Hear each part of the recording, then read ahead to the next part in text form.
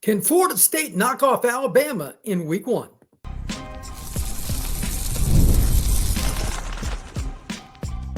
You are Locked On Seminoles, your daily podcast on the Florida State Seminoles. Part of the Locked On Podcast Network, your team every day. Welcome back to Locked On Seminoles. I am your host, Brian Smith, longtime recruiting analyst and college football writer. Thank you for making Locked On Seminoles your first listen each and every day. Today's show is brought to you by Game Time. Download the Game Time app, create an account, and use code LOCKEDONCollege for $20 off your first purchase. Today's show is going to feature a plethora of different talking points regarding Florida State hosting Alabama on August 30th, 2025 to open the football season. But we're really going to be breaking down the roster. So part of it is going to be transfer portal, NFL departures a year early for Bama, talking about Ryan Williams. He's only going to be a sophomore next year. But we're going to start with Jalen Milroe. He was the quarterback at Alabama. How is Alabama going to replace him? And then compare that to with Thomas Castellanos coming into Florida State. So let's begin there, the quarterback position, because it is the most important position in all of sport. First off, when you talk about a player like Milroe, you really got to think about it from a very broad perspective. This isn't just a quarterback. This is a really unique athlete. And I'll share my screen here just to give some people an idea of what Alabama had going on at their position of quarterback this past season. But I'm not going to lie to you. There just aren't many ways to really define him because he was so hot and cold last year. It was crazy for me to study. And I'm not really sure that anybody is going to be able to give you a definitive answer for how you would replace him or really if you wanted to. But with that being stated, Florida State is going to be looking at a quarterback situation that's probably either Ty Simpson or Austin Mack. In this past year for the Crimson Tide, Milroe played 714 snaps at quarterback. He was 205 of 319, pretty decent percentage, 64.3%. 2,844 yards, 8.9 yards per attempt, 16 touchdowns, but he had 11 interceptions. He regressed. And the reason I think most often that players regress in a situation like this is the coaching change, new system. But only so many guys are going to really understand DeBoer's system anyway. It's a little more complex in some ways. And Milroe just never really did well with that. When they ran him, I mean, he's a horse. That's 225 to 235 pounds. Whatever it might be. I had a chance to stand a few feet away from him before a game. And that's not your normal athlete. Like even on the field with two SEC teams, that was a different guy. So he's headed to the National Football League. He's already declared. Well, what are they going to get next August 30th when the Noles host Alabama? Is it going to be Ty Simpson, a guy that's been around the program for a few years? Or is it going to be Austin Mack, the kid that transferred in from Washington? He's only been out of high school a couple of years, but he hasn't played hardly at all. He had 3 attempts. Simpson had 25. So between them, they've played in just a handful of games and a grand total of 28 attempts. I have no idea. But here are 2 things you got to think about. I cannot stress the first one enough. Kalen DeBoer's system is not easy to just automatically pick up. He is a very complex mind. And once a quarterback gets it, it is really difficult to stop. Look at the Washington offenses that he had. Tremendous job. But there's no guarantee that a quarterback will ever get it. Especially in year one, there's going to be growing pains. And this will be game one. Game one for a starting quarterback that's either Simpson or Mack. And maybe they play both guys. That's really crazy. Florida State, they're going to have a new defense, so they can't really prepare completely. They'll look at the Nebraska film and other places some of these coaches have been, but they're going to be guessing as much as me or any other football analysts around the country on what the Noles are going to trot out in the secondary. That's the first thing they're going to look at, I'm sure. How are they going to align things? What coverages are they going to see? They're going to be guessing. And I guarantee you, as basic as Norvell is in his press conferences, spring ball and fall camp each year, it will be doubly so because of the new quarterbacks at Alabama. Guarantee it. His press conferences will be so mundane. It will be awful to listen to. It is what it is, but I understand as well. They're not going to give away anything with Alabama coming to town because you have a chance to really revitalize your program if you can knock off the Tide. So the first reason that Florida State could knock off Alabama is just the uncertainty at quarterback. No way around it. They don't even know who the quarterback's going to be, and they're facing a defense that's completely changing, has a lot of new pieces in for Florida State. That's going to be hard for them. I also don't know if their running game is going to be great and how well some of their players are going to adjust because they're bringing in some portal guys too. I think they've got 8 or 9 guys already. They might add a few in the spring portal window. It is Alabama. It's not like they're going to be short on cash or they're not going to have the allure to bring in good players. They absolutely will. But right now, quarterback is a big concern for them. And compared to Thomas Castellanos, I just don't think there's much of a comparison. You've got an experienced quarterback who fits the system that what Malzahn is going to run. He had 18 touchdowns and 5 picks last year during his time at BC, but he's just a phenomenal runner. And that is going to be very dangerous for an Alabama team that had its struggles against running quarterbacks. Here are a couple of stats to note. Nico, that guy is a great arm, but he's also a pretty darn good runner. He had 9 carries for 44 yards against Bama last year. Oklahoma's Jackson Arnold, the young man that transferred to Auburn, he had himself a day. 25 carries, 131 yards, a long of 28. That's pretty impressive. Jackson's a powerful kid, but still, that's really good. The one game that I'm surprised by this, Bama really slowed down South Carolina's Lenora Sellers. 19 yards on 16 carries. He was sacked 4 times. Those yardage go against, but still, he only averaged 3-4 yards a carry. He's a freak show, kind of like some of the guys you see in college football that are really good, like Milroe, at running the football. He's 230 pounds, 240 pounds, big kid. So they slowed him down. But otherwise, they really, really didn't. So when you think about all the different players that Florida State is going to be going up against, there aren't many like Milroe they could have faced. And now it's going to be up and down. While on the other side, Bama's got to face that same deal that they were given to other teams. Castellanos isn't as big as Milroe, but he's probably as fast or faster. And he's a guy that has as much twitch as you're going to see at the quarterback position. I can tell you that firsthand from seeing him in high school and college live. That's not a normal guy to try to defend. So the shoe is on the other foot this year for Alabama. When we come back, we're going to talk a little bit about the portal departures, the NFL departures for Bama. They have lost a ton of players. It's over 30 guys. That's over 35% of their roster has departed since this past season. It's incredible how much a team can really change their roster in a year. We're going to talk about that next here on Locked On Seminoles.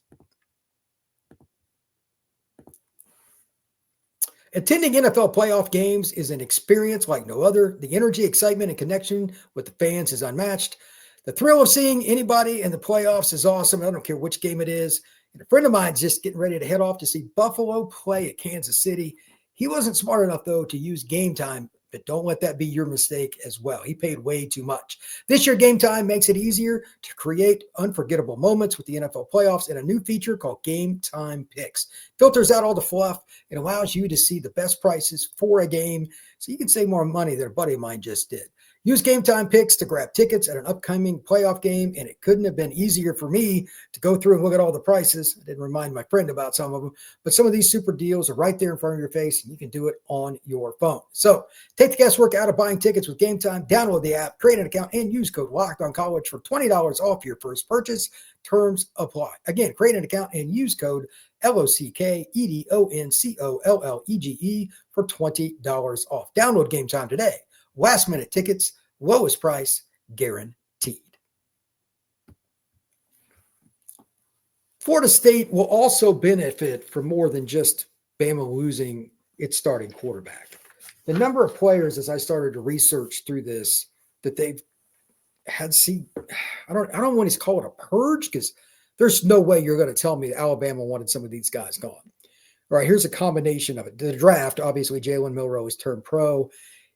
Depending on who you talk to, he's anywhere from a late first-round pick to a mid-third-round pick. He's all over the place. But as a college player, he was very deadly in a lot of games. Offensive guard, Tyler Booker, top 3 guard in the NFL draft, probable first-round pick. Kuiper thinks he's going to go pretty high, and CBS has him 25th overall. Inside linebacker, Jahad Campbell. He's number 20 by Kuiper, number 54 by CBS. Those are just 3 of the guys. But then you look at the transfer portal. They lost a lot of freshmen that they brought in last year, guys that had originally signed with Saban but now are leaving. Plus, here are just a few of the guys that I knew just off the top of my head, and I was like, oh, wow, he's leaving too? Elijah Pritchard, offensive tackle going to Nebraska. Can't lose really good tackles like that. Starting nickel. He had over 300 snaps at just the nickel position, not counting special teams or playing in the box as a blitzer, a run defender. That's Devontae Smith. He's going to be a fifth-year senior. He's transferring to the University of Notre Dame. Linebacker Q Robinson, he's out of eligibility. I just wanted to mention him because he was underrated, and I thought he was a guy that should have got a little more praise. He's considered an undrafted free agent most likely, but I thought he was pretty good. Damon Payne, he's transferring to Michigan, big defensive lineman. Justice Haynes, another guy going to Michigan, running back, really good player, kid out of the Atlanta area that was their second leading rusher. Caleb Boone, that was the next guy that was supposed to be on tap to be a really good receiver for Bama. Spent 1 year there. It's transferring to Ole Miss. And then a nose guard, can't lose these kind of kids, that's just for whatever reason played 4 games this past season, redshirted, is transferring to Colorado. That's Jaheim Otis. Those are just some of the guys they lost. Again, in totality, Bama has lost over 30 guys. Now, I know it's Bama, and they just had a really good recruiting class. But when you keep cycling guys in and out, and again, a lot of the freshmen are gone, your depth has been wiped out. This is a good point to just talk about this in general. It's why Georgia, LSU, Tennessee, some of these schools, they can't quite get over the hump now because they don't have 50 guys sitting on the bench that are really good players. They'll have 20. The transfer portal, these guys would rather go somewhere and play and develop. They want to play and get film for the NFL in live games. With NIL and all that, like Jaheim Otis going to Colorado, do you think he really would have went to Colorado if it wasn't for NIL and the transfer portal? No. The days of Alabama, Georgia, and those schools just signing all the top talent and keeping it are over. Over. Schools around the country are going to be able to get those players out of the portal, and the balance of power has officially already passed. It's all over the map. The talent is spread around, and this is why Florida State, again, has a chance to beat Bama in week 1. Looking around at some of the roster for Alabama, I still think they've got a pretty good front seven talent-wise, but if they just had like one injury, as an example, in fall camp at linebacker or on the edge, etc., it's going to hinder them far more than it would have in any other year. They're to that point where they've just lost too many guys. Even if they still had Saban, it would have hurt them. Next up, national stats, talking about Bama being down. I would bet you that even with it being year 2 and their system's going to be in, DeBoer's a good coach. He's got good coaches on his staff and all that stuff.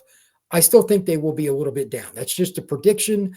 Do you think that? Comment down below. Let me know what you think on YouTube. I'm curious about that. 5th thing here, defensive playmaker for Alabama. Again, Devontae Smith, their nickel, he's transferred to Notre Dame. Malachi Moore, he is gone. Jahad Campbell, he is going to the NFL draft. Jaheim Otis, heck, he redshirted last year. Guys like that could have been that stalwart, and at the very least, there aren't going to be as many. Who's going to be their definitive, no doubt about it, number 1 guy as a stud? It's hard to say, and I'm not saying that Bama may not have a guy like that, but they won't, A, have the depth, and B, I've just been going through their list like guys with tackles and everything. There's a lot of good players. Maybe it's Deontay Lawson or something like that. It's possible because he was certainly really good, but you're going to be able to concentrate on him more or anybody else. Justin Jefferson, different guys that came back or didn't, with the NCAA, I lose track of this sometimes, but they just don't have as many guys as they did before. Florida State's receiver room, especially with Deuce Robinson, I think they're going to be able to attack a little bit easier than what most teams would against an Alabama defense. That's the one thing under Saban that always amazed me. Alabama, across the board, had a guy at every position that was at least above average in the SEC. You weren't going to find a spot and just pick on it play after play after play after play. You couldn't do it. Now there's always a chance, especially if they have any injuries in fall camp, you're going to be able to do that a little bit more.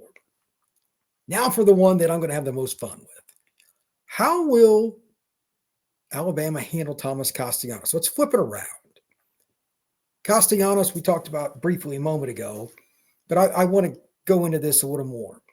They struggled against running quarterbacks. Well, it's one thing to struggle against running quarterbacks because Oklahoma, using that game, and again, the stats last year for Jacksonville, he had 131 yards, but he had I believe it was his top 6 wide receivers were either out or injured in some capacity. Look, that's ridiculous. And Oklahoma stunk on offense. They were terrible because of the injuries. Their offensive line wasn't up to normal par. They've got a tremendous O-line coach, but just wasn't the same level of talent. They didn't have the continuity for whatever reason. It is what it is. But in that game, they bludgeoned Alabama at the end. They beat them 24-3. Ran it down their throat. QB power, QB counter with their freshman running. Got a big running back, it's about 225, and they just beat the bejesus out of Alabama. If there's one thing I know about Malzahn and his offense, he'll use a combination of the quarterback and the running backs to go downhill. And it just so happens that Florida State has a guy like Cam Davis that kind of fits the mold of that bigger back. And it just so happens as well that Thomas Castellanos, again, is a nightmare to tackle one-on-one. Florida State's got a deep stable of backs. I don't think there's any doubt that a few of them will be used in a lot of different ways. Watch out for Jalen Lucas, by the way, if he's healthy. I think he could be a major problem for them. You got Squirrel White, jet sweeps and screens to keep them honest on the perimeter if they want to blitz out of the slot or from the secondary in general. Good luck one-on-one if a safety is over the top of him, but he gets the ball 5 to 10 yards away from him. First guy's going to have a lot of problems. So Alabama's defense is going to have a lot of problems trying to find a way to make this happen for them. Florida State has some really good players at the skill spots. And then, of course, again, it comes down to not just defending Thomas Castellanos, because, like, even though Sellers had a tough time, South Carolina, this is a different kind of player. East-West, he does things you would tell most kids don't even think about it, but he'll be the guy to the corner that has the edge. He just has really, really good speed. So with that in mind, here's one other thing to think about. Who's going to guard Deuce Robinson? If there's one thing that Thomas Castellanos can do besides run, it's throw the deep ball. He has a cannon for an arm. Deuce is not the guy you want to be in a one-on-one situation with if you're a DB. And Alabama's got plenty of talented DBs. That's still, they lost Devontae and they lost Malachi, but they still got some other pretty good players. I'm curious to see if they use one player to follow him and shadow him on either side of the line of scrimmage, if it's on the left, on the right, strong side, weak side, whatever it is, red zone, how they do it. They'll be in some tough situations. And finally, all of that in mind, he can still be a decoy too. You can pump fake to him and throw to some other guys. Again, Jalen Lucas, that's not going to be very much fun because nobody's going to cover him in the flat if it's a safety or a linebacker. And Florida State's got plenty of other young receivers. It's time for one of them to step up. We still don't know who it's going to be, if it's not Squirrel White or Jalen or something like that. There's plenty of guys, but one of them has to step up. In game one, we're going to find out. When we come back, I'm going to wrap up the show, kind of talk about some of the national outlook with game ones and what it means for Florida State football in general, because if Florida State wins this game against Alabama, it will change the trajectory of the program and put the Noles back on the map.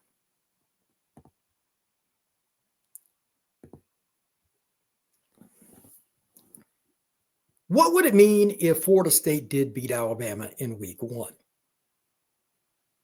Just think about that for a moment. It's still Alabama. I know it's not Nick Saban's Alabama, but it is the Crimson Tide. What would that do for the Florida State football program? Everybody's probably got an opinion about it. And any Alabama fan listening to this saying there's no chance of that happening, I'm sure they thought they had no chance to lose to Vanderbilt or Oklahoma, etc. And they should have lost to South Carolina, etc. They should have done a lot of things. They just aren't the same program anymore, is what some people will say. Others will say, oh, Alabama will be back next year, whatever. That Alabama logo, I'm telling you, from living down south and living in the state of Alabama, carries a lot of weight. If Florida State is going to get back on top and be a national program again, it would do them a lot of good, not only win this game, but do it on the big stage week one, August 30th. It would signal that, hey, we made the right moves with our coaching staff. Obviously, some of their portal additions, as well as their recruiting additions from this past offseason, would be a success if they're going to win that game. And finally, guys like me who just have thrown a lot of the people at Florida State under the bus, and rightfully so, I'd happily give them credit. I hope a lot of other people do too. Florida State needs to win because it's a home game. You got to start protecting it. By the way, Doak should be done. Everything should be ready to go. It should be fully renovated for the Alabama game. We'll see if that's the case. I'm always leery with that stuff, but it'll be nice to have a full capacity crowd inside of Doak Campbell. And finally, it's a chance if you win that game, your recruiting is going to go up. So from a program perspective, in the portal next December too, from a program perspective, it just changes the trajectory in so many different ways. Does Florida State have a chance to beat Alabama? Absolutely. Do I think they automatically will? No. I would still favor Alabama because you got to earn it. They got the better overall roster, but they got a lot of questions. It's going to be a fascinating study. And right now, this was a first look. I'm going to talk about this game 20 times between now and next August 30th in depth in some way, shape, or form. An injury, a position change, transfer portal addition, a player losing his spot to somebody else after spring ball, whatever it is, because this game is massive for Florida State and honestly for Alabama as well. Their fans are not happy with Kalen DeBoer, so there's a lot of things going on there too. I think it's going to be a fascinating game all around.